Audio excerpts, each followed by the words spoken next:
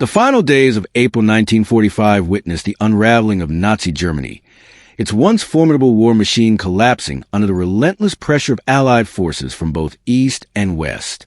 Amidst this chaos and destruction, a particular horror story was reaching its climax at the Dachau concentration camp. Nestled near Munich, within its barbed wire perimeter, over 30,000 souls clung precariously to life, their existence a testament to unimaginable suffering endured at the hands of their brutal SS guards. Time, a luxury long denied to these prisoners, was rapidly running out as the Third Reich teetered on the brink of utter defeat. The question that hung heavy in the air was not if action would be taken, but who would be the ones to finally break the chains of this living hell. The strategic landscape of the war had shifted dramatically in the preceding days. On April 25, 1945, the symbolic and tangible division of Hitler's crumbling empire became a reality when American and Soviet troops met at the town of Torgau on the Elbe River, effectively cutting Germany in two. The relentless westward advance of the American forces continued unabated. The following day, U.S. troops successfully crossed the formidable Danube River, securing key locations such as Neuburg, Ingolstadt, and Kelheim. This rapid progress brought them ever closer to Munich, the very birthplace of Nazism, and, ominously, to the Dachau concentration camp. The camp's already dire conditions had been exacerbated by the Nazi regime's desperate policy of evacuating inmates westward from camps in danger of being overrun by the advancing Red Army, leading to severe overcrowding and a further strain on already depleted resources. Within the walls of Dachau, the camp's commandant, SS Obersturmbannführer Eduard Weiter, a man acutely aware of the rapidly approaching American forces and inevitable consequences, made a desperate plea. He penned a letter to the architect of the concentration camp system himself, Heinrich Himmler, requesting permission to surrender the camp and its emaciated inhabitants to the advancing American troops, perhaps hoping to mitigate the bloodshed and chaos that he foresaw. However, Himmler's response was swift and filled with the chilling fanaticism that characterized the Nazi leadership to its bitter end. He angrily forbade any such surrender, his reply underscored by a final, chilling directive: no prisoners shall be allowed to fall into the hands of the enemy alive. This decree sealed the fate of the Dachau inmates, ordering their evacuation southward into the treacherous terrain of the Tyrolean Alps. This forced march was part of the German preparations for the semi-mythical Alpine Redoubt, a supposed last stand in the mountainous regions where the remnants of the Nazi regime hoped to prolong their doomed existence. Simultaneously, within the camp, the SS guards were frantically engaged in a desperate attempt to erase their crimes, busily burning files and documents in a futile hope of covering their tracks and escaping accountability for the atrocities they had committed. Dachau held a grim distinction in the Nazi concentration camp system. It was the very first such camp to be established, opening its gates shortly after Adolf Hitler's ascent to power in 1933. Initially conceived to house political opponents of the regime, Dachau's purpose quickly expanded to encompass a horrifying cross-section of those deemed undesirable by the Nazi ideology. Within its confines languished Jews, ordinary German and Austrian criminals, and foreign nationals from nearly every country that had fallen victim to Germany's aggressive expansion. Over its years of operation, the Dachau installation spawned a vast network of over 100 subcamps, scattered throughout the region, where prisoners were ruthlessly exploited for forced labor, contributing to the Nazi war machine. The human cost of Dachau was staggering. Well over 30,000 individuals perished within its walls, many succumbing to the brutal conditions, disease, starvation, and the horrific program of medical experimentation conducted by SS doctors who viewed the prisoners as nothing more than expendable subjects. In a desperate attempt to comply with Himmler's chilling evacuation order, Commandant Weiter initiated the forced removal of a significant portion of the Dachau inmates. On April 26th, Weiter, accompanied by the majority of his officers and a substantial guard detail, led a death march consisting of an estimated 6,000 to 7,000 prisoners southward towards Tegernsee. This agonizing journey, undertaken by individuals already weakened by years of starvation and abuse, became a brutal testament to the SS' utter disregard for human life. During the 6-day march, thousands of these already suffering souls were either summarily executed by their SS guards for any sign of weakness, or simply succumbed to the lethal combination of exhaustion, starvation, and exposure to the elements. The scale of this atrocity was later revealed with the discovery of mass graves, one of which alone contained the remains of 1,071 bodies, a silent testament to the barbarity of the Nazi regime.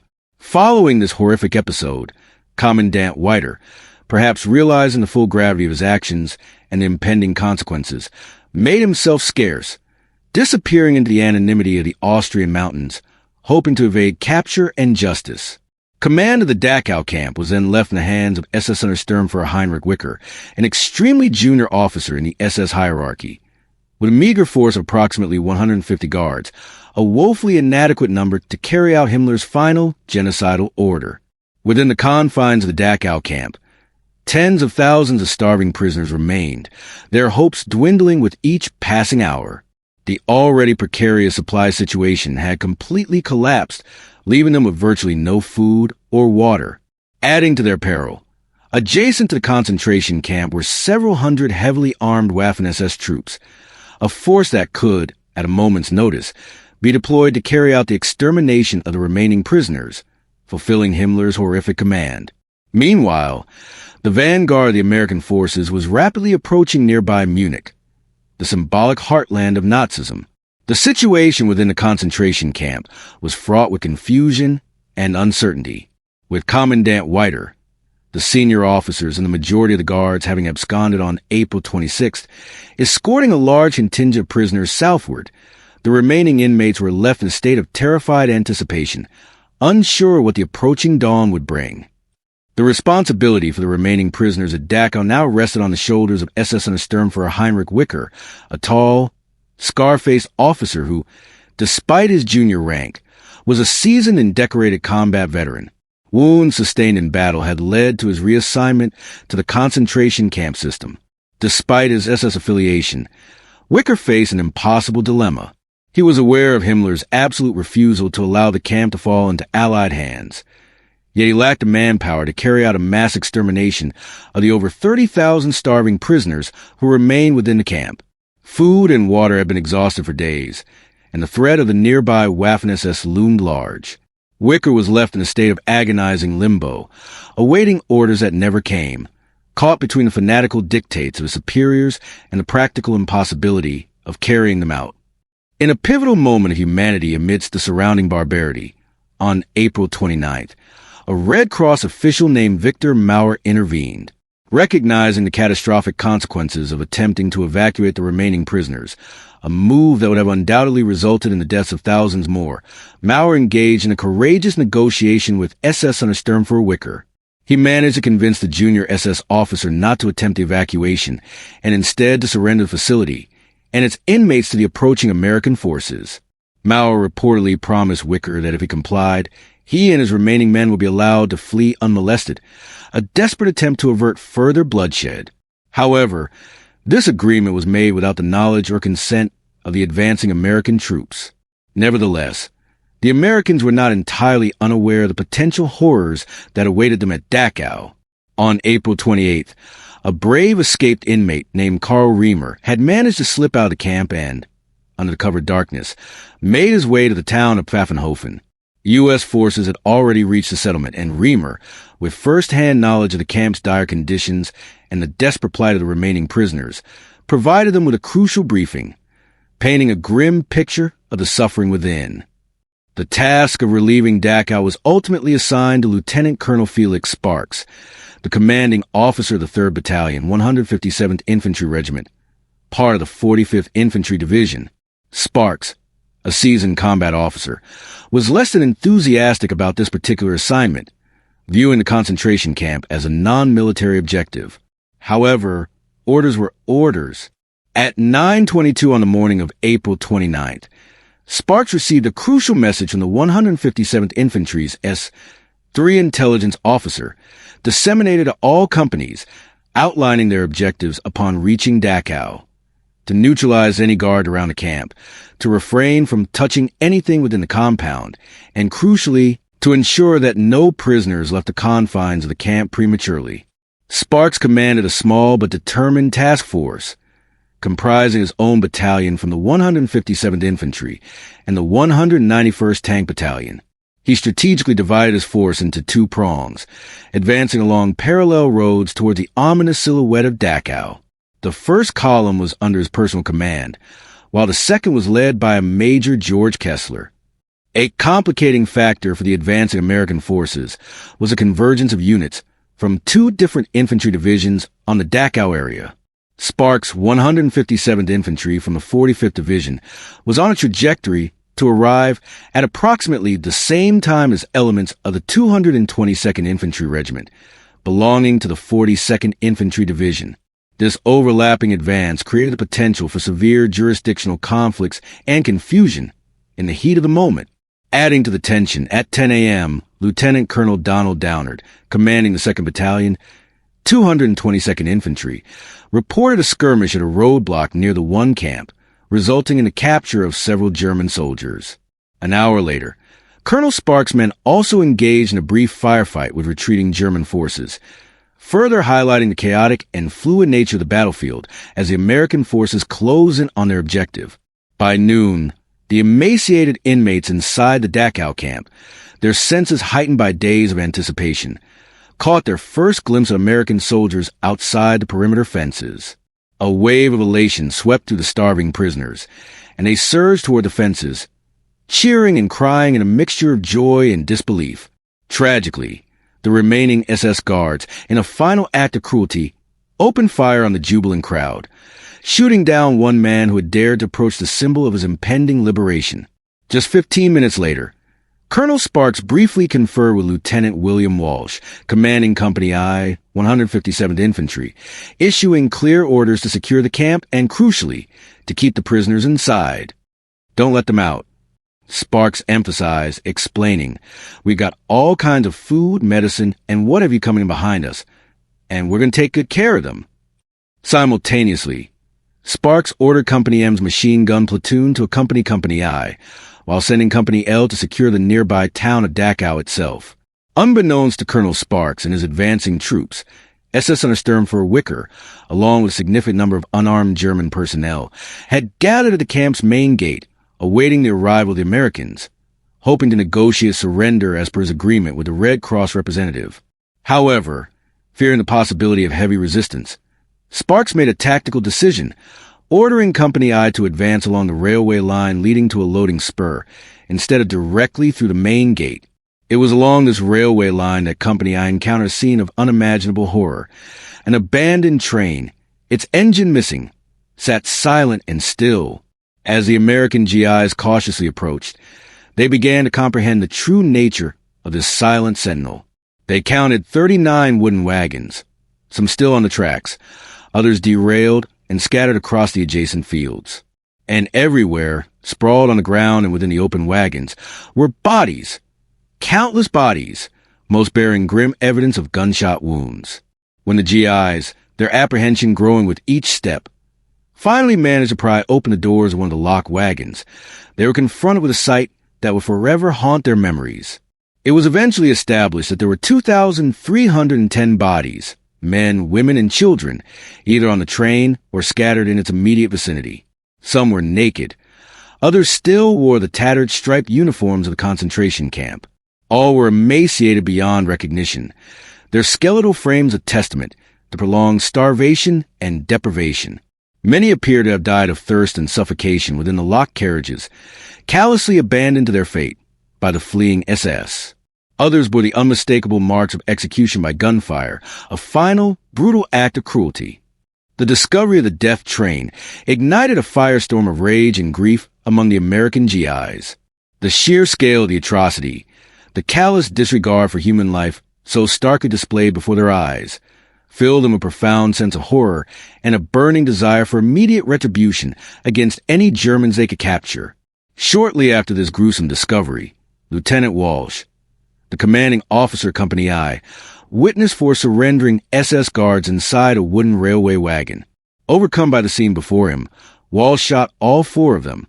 Private Albert Pruitt then climbed inside the wagon and, in a final act of vengeance, finished off each of the Germans with a single shot to the head. In the immediate aftermath, Walsh's men led Colonel Sparks to the SS dog kennels within the camp, where the German guards had kept their Alsatian guard dogs. Most of the animals were already lying dead in pools of blood, having been shot by enraged GIs who had encountered them, their fury fueled by the horrors they had just witnessed. A survivor, his face etched with years of suffering, poignantly showed the American soldiers the empty kennels, a silent testament to the brutality that had permeated every aspect of the Dachau camp.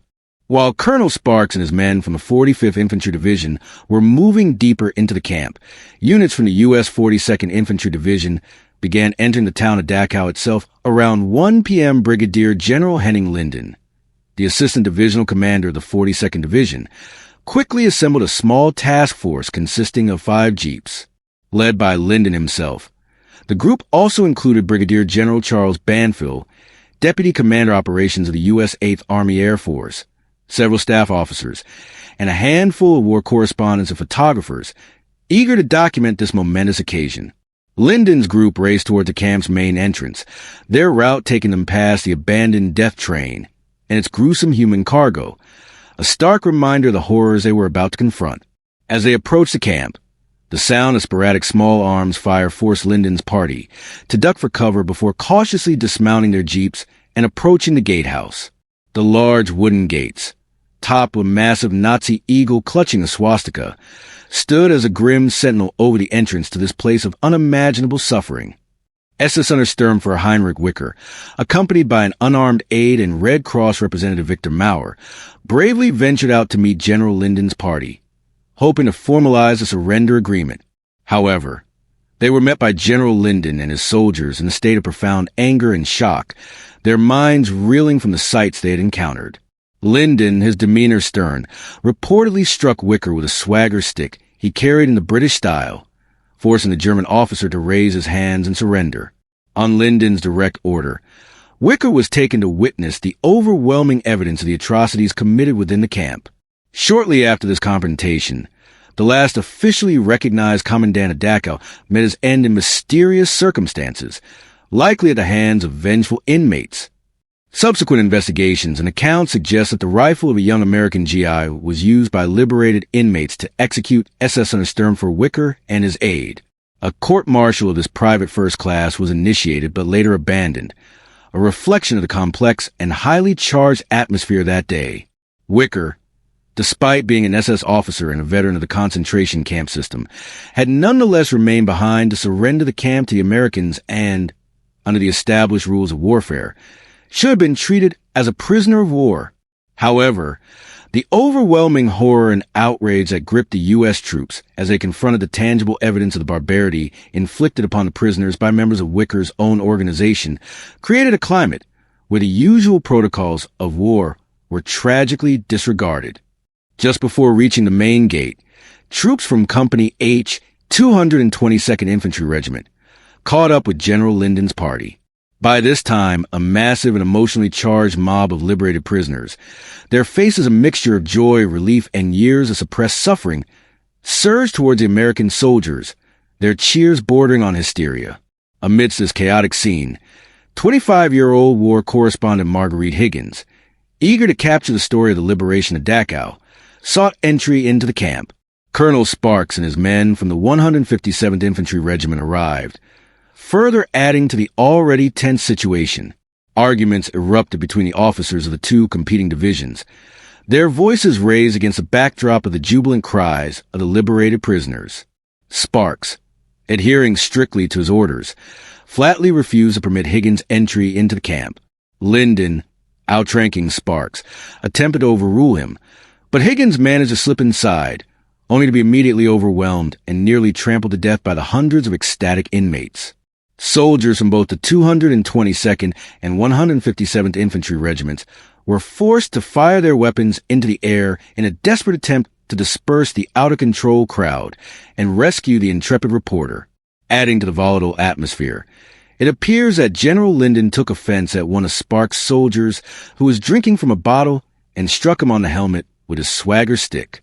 In an outrageous display of insubordination, perhaps fueled by the grim and emotionally devastating sights within the camp, Sparks drew his Colt .45 pistol and leveled it at General Linden, uttering a profanity-laced threat demanding Linden's immediate departure. Accounts vary slightly, with another version having Sparks yelling, If you ever touch one of my men again, I'll kill you. Regardless of the exact words, the two high-ranking officers nearly came to blows before Lieutenant Colonel.